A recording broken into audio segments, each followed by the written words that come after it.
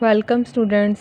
Today the topic that we are going to discuss is clinical features of multiple sclerosis. ठीक है, clinical features में सबसे पहले आ जाता है अनएक्सप्लेन्ड सेंट्रल नर्वस सिस्टम लीयंस आती हैं। इसके अंदर न्यूरोलॉजिकल डेफिसिट्स आ रहे होते हैं, ठीक है, जो सेपरेटेड होते हैं इन टाइम एंड स्पेस।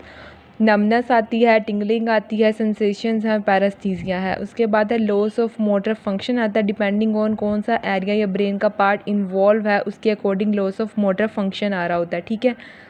अच्छा, उसके बाद सीएनएस लीयंस आती हैं जो क्या होती हैं, अनएक्सप्लेन्ड होती हैं इन नेचर, ठीक है। पेशेंट जो है डिफरेंट मैनिफेस्टेशंस दे रहा होता है जिससे हमें पता चल रहा होता है कि इसको पेशेंट को सीएनएस लीयंस हुई हैं, ठीक है। क्लिनिकली आइसोलेटेड सिंड्रोम आता है। क्लिनिकली आइसोलेटेड सिंड्रोम क्या होता है, अगर पेशेंट को ज़िंदगी में पहली दफ़ा सिम्टम्स आए हैं मल्टीपल स्क्लेरोसिस के तो हम उसे कहते हैं क्लिनिकली आइसोलेटेड सिंड्रोम। फिर है कि मल्टीपल स्क्लेरोसिस तब तक पेशेंट को डायग्नोज नहीं होता जब तक उसको 2 से 3 एपिसोड सीएनएस लीयंस की ना आ जाएं, ठीक है। रिलैप्सिंग एंड रिमिटिंग कोर्स होता है मल्टीपल स्क्लेरोसिस का।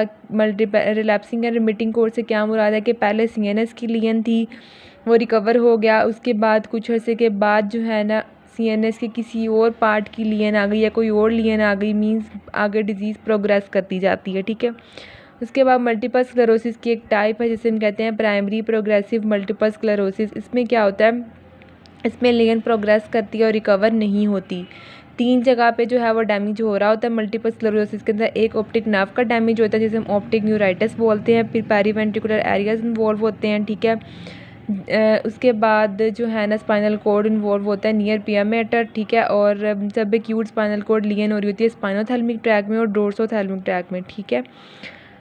अच्छा, उसके बाद इसके अंदर एक आता है एफरेंट पेपिलरी डिफेक्ट। ये क्या होता है कि जब हमारा प्यूपिल कंस्ट्रिक्ट होता है, ठीक है, जब आंखों में रोशनी जाती है तो हमारे दोनों प्यूपिल कंस्ट्रिक्ट होते हैं। ये मैसेज ब्रेन तक जाता है, आइज से ब्रेन तक जाता है थ्रू ऑप्टिक नर्व, और ब्रेन से जो मैसेज वापस आइज तक आता है वो ओक्यूलोमोटर नर्व के थ्रू आता है। ये होता है efferent papillary defect.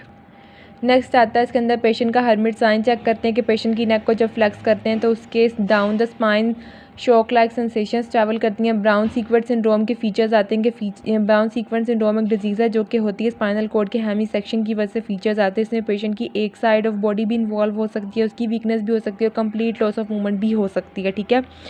Motor system भी डिस्टर्ब हो सकता है और सेम साइड पे लॉस ऑफ टच और प्रेशर होता है, मीन सेम साइड पे डोर्सोथैलेमिक ट्रैक का लॉस होता है। डोर्सोथैलेमिक ट्रैक टच और प्रेशर को कंट्रोल कर रहा होता है, और ऑपोजिट साइड पे जो है ना स्पाइनोथैलेमिक ट्रैक का लॉस होता है। स्पाइनोथैलेमिक ट्रैक टेम्परेचर की सेंसेशंस को कंट्रोल कर रहा होता है और पेन को, ये दोनों भी लॉस हो जाती हैं।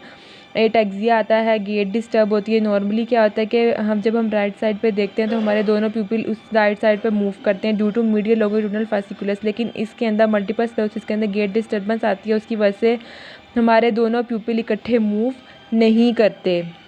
नेक्स्ट लेक्चर में हम मल्टीपल स्क्लेरोसिस का टॉपिक कंप्लीट करेंगे इन्वेस्टिगेशंस और मैनेजमेंट को डिस्कस करने के बाद।